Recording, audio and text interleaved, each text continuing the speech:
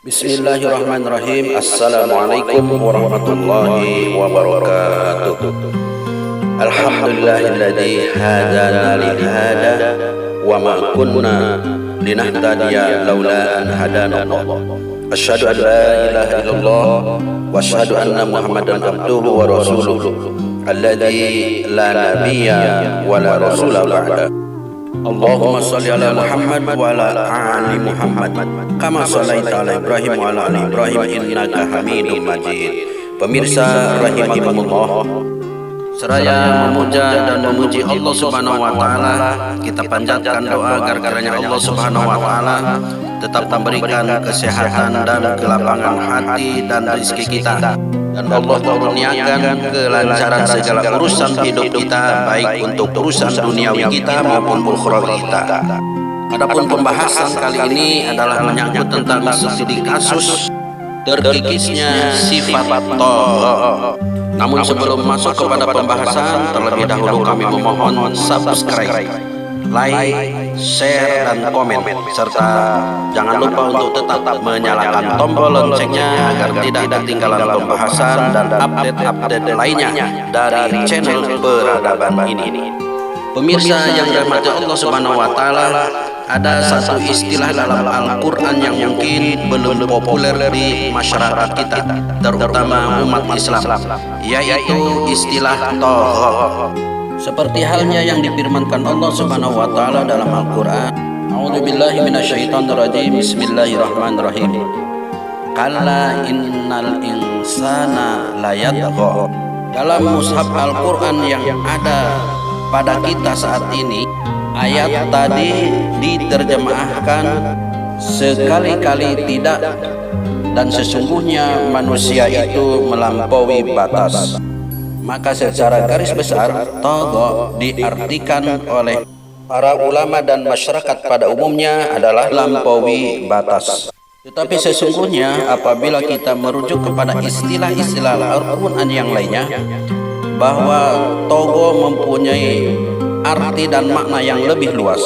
Sifat tagha inilah yang seperti diperagakan oleh Fir'aun, Namrud, serta raja-raja di masa Rasulullah SAW dan pembesar-pembesar atau pemuka Quraisy pada saat itu, juga orang-orang ahlul kitab baik dari kalangan Nasrani dan Yahudi tidak menerima ajakan untuk berislam yang didakwahkan oleh Rasulullah SAW. Jadi sifat tagha bisa saja karena dipengaruhi oleh merasa lebih senior, merasa lebih kuat, merasa lebih kaya, dan merasa lebih terpandang, dan sikap-sikap berbangga diri lainnya, walaupun pada hati kecil mereka mengakui kebenaran apa yang dibawa oleh Muhammad SAW. Studi kasus terkikisnya sifat tagha yang pertama pada diri Umar bin Khattab. Sebelum ia masuk Islam, Umar bin Khattab dikenal sebagai orang yang paling keras menentang dakwah Rasulullah SAW. Dia adalah orang yang dikenal di tengah-tengah kaumnya sebagai orang yang berpengaruh dan sangat disegani. Itu disebabkan karena Umar di samping memiliki nasab yang terhormat, dia juga seorang pemberani dan ahli dalam strategi peperangan. Tidak seorang pun yang berani menentangnya apabila Umar menghendaki sesuatu urusan. Karena posisinya yang seperti itu, maka sangat wajar apabila semua orang tunduk terhadapnya.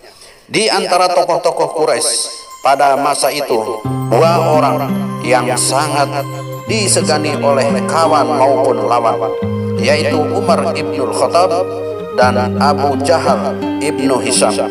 Suatu ketika Nabi pernah berdoa kepada Allah Subhanahu wa taala agar kiranya Allah Subhanahu wa taala berkenan memberikan petunjuk atau hidayah kepada salah satu dari kedua di antara mereka. dalam rangka untuk memperkokoh barisan umat Islam. Ibnu Abbas menceritakan bahwa ketika Hamzah bin Abdul Muttalib telah masuk Islam, Umar bin Khattab langsung keluar menemui seorang diri dari Bani Mahzum. Kemudian ia berkata kepadanya, "Engkau telah tinggalkan agama nenek moyangmu dan engkau mengikuti agama Muhammad." Maka laki-laki Bani Mahzum itu menjawab, "Jika aku melakukan hal ini, maka sesungguhnya seorang yang lebih kuat darimu telah melakukannya." Sambil keheranan, Umar bertanya lagi, "Siapa yang engkau katakan lebih kuat dariku, telah berani mengikuti agama Muhammad?" Laki-laki tersebut menjawab dengan tenang, "Adik perempuanmu dan adik iparmu." Maka Umar bergegas pulang ke rumahnya menemui adik perempuannya untuk mengecek kebenaran berita ini. Umar masuk ke dalam rumah dengan muka merah karena marah. Ketika ia mendapatkan adik perempuannya sedang membaca Al-Quran dan membawa lembaran Al-Quran, Umar langsung bertanya dengan nada membentak, "Apa ini?" Selanjutnya Umar memukul muka adik perempuannya hingga terjatuh dan berdarah. Adik perempuannya bangkit dan menatap tajam mata Umar dengan penuh keberanian. Umar tertunduk malu ketika melihat adik perempuannya berdarah. Kemudian ia duduk dan berkata melemah, "Aku ingin melihat kitab ini."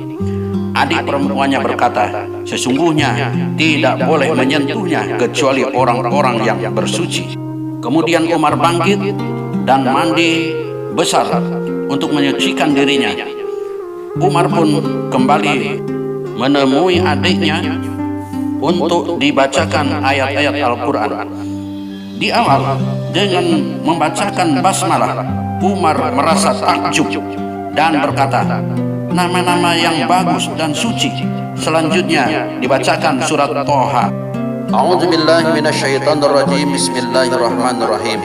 Toha ma anzalna 'alaikal qur'ana litasqa illa tadhkiratan liman yakhsha tanzilan mimman khalaqal arda was samawatil ula ar-rahmanu 'alal arsy istawa lahu ma bis samawati wa ma fil ardi wa ma bainahuma wa ma tahta syara wa an tajhar bi qawli fa innahu ya'lamu sirra wa akhfa Allahu la ilaha illahu lahul asmaul husna. Umar bergetar dan terkagum-kagum hatinya mendengar bacaan ayat tersebut.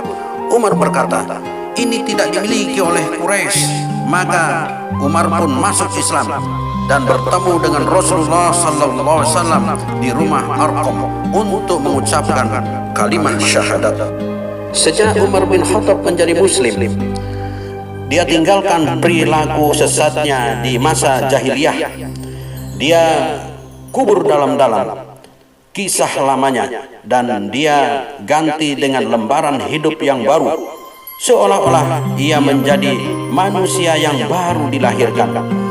Tidak tampak lagi pada dirinya bahwa ia adalah mantan penjahat besar. Perilakunya yang keras ditimbun dengan siraman petunjuk serta hidayah dan pancaran iman dari hatinya. Pada peristiwa bersahadatnya Umar bin Khattab ini terdapat suatu kesan kalahnya kesombongan atau togha serta keangkuhan atas bangkitnya ketegaran dari keberanian orang-orang yang dianggap lemah.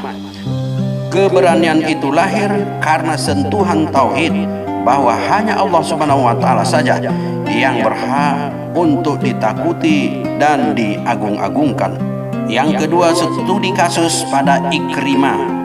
Ketika kota Mekah baru saja diduduki oleh kaum muslimin, salah seorang yang tidak mau masuk Islam, yakni Ikrimah, ia melarikan diri, sementara orang-orang setelah ditundukkannya kota Mekah berbondong-bondong masuk Islam. Salah satu di antara mereka itu adalah istrinya Ikrimah. Ikrimah melarikan diri dengan kapal, sedang istrinya melaporkan keadaan itu kepada Nabi Muhammad seraya menanyakan apakah Ikrimah akan diterima seandainya ia bertaubat. Nabi menyatakan kesediaan beliau, bahkan berpesan kepada istri Ikrimah bahwa kedatangannya sangat dinanti-nanti oleh Nabi. Di tengah perjalanan, Ikrimah diserang oleh badai dahsyat yang menyebabkan ia tidak berdaya. Pada saat itulah tumbuh penyesalan dalam hatinya dan terbersit tekad untuk bertaubat. Ia ingin kembali lagi ke Mekah dan memeluk Islam. Ketika ia tiba di tempat yang dituju, istrinya telah terlebih dahulu menyambutnya. Dan ia berkata kepada Ikrimah, "Wahai suamiku, engkau telah ditunggu oleh Nabi." Lalu Ikrimah menjawab, "Memang aku telah bertekad untuk mengikuti agamanya, yaitu Islam." Kedua kasus di atas menggambarkan dua contoh yang berbeda, namun memiliki esensi yang sama, yaitu terkikisnya perasaan sombong dalam dirinya. Selanjutnya, tumbuh kekaguman akan kebesaran Allah Subhanahu wa Ta'ala. Pada saat yang sama, lahir pula perasaan ingin mendapatkan bimbingan serta rindu pertolongan Allah Subhanahu wa Ta'ala. Dalam kehidupan ini sangat banyak kasus yang dapat kita manfaatkan untuk mengikis kesombongan kita. Yang selanjutnya, menumbuhkan sikap tawadhu di hadapan Allah Subhanahu wa Ta'ala. Kemudian kita hadirkan perasaan butuh terhadap pertolongannya dan kasih sayang Allah Subhanahu wa Ta'ala. Asahlah akal dan perasaan kita untuk mendapatkannya agar kita memperoleh manfaat syahadat secara nyata. Wallahu a'lam bishawab. Assalamualaikum warahmatullahi wabarakatuh.